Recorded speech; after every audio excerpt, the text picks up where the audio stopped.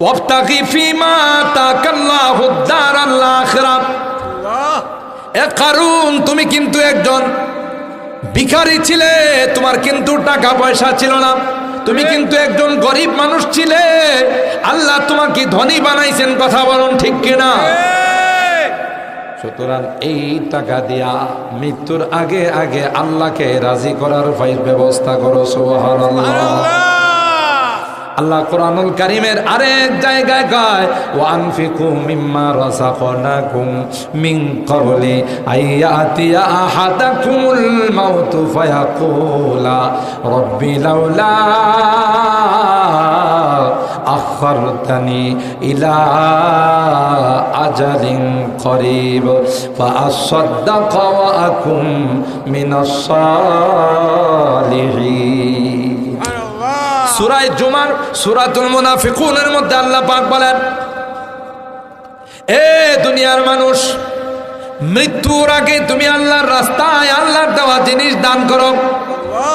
কারণ যখন তোমার মৃত্যু চলে আসবে তখন কিন্তু তুমি বলবা, আমারে আল্লাহ সময় দেন, কোটি কোটি টাকার মালিক ছিলাম, আমি তাফসীর মাহফিলে কিছু দান করে আসি, নন্দনপুর মসজিদে কিছু দান করে আসি, নুরানি মাদ্রাসায় কিছু দান করে আসি, তোমার রাস্তায় কিছু দান করে আসি। আল্লাহ বলবেন, নো পারমিশন, ওয়ান টাইম, দ্বিতীয়বার যাওয়ার কোনো সুযোগ।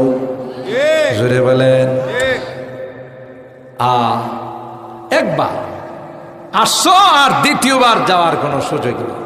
এই জন্য ওই যে কালকে বলছিলাম, আল্লাহ পাক অর্থ সম্পদ দিয়া দেখে কে এই অর্থ সম্পদকে আমার সন্তুষ্টি দেবে করে। আল্লাহর পয়গম্বর বলেন, আল মালুস সালিহু লিররাজুলিস সালিহ।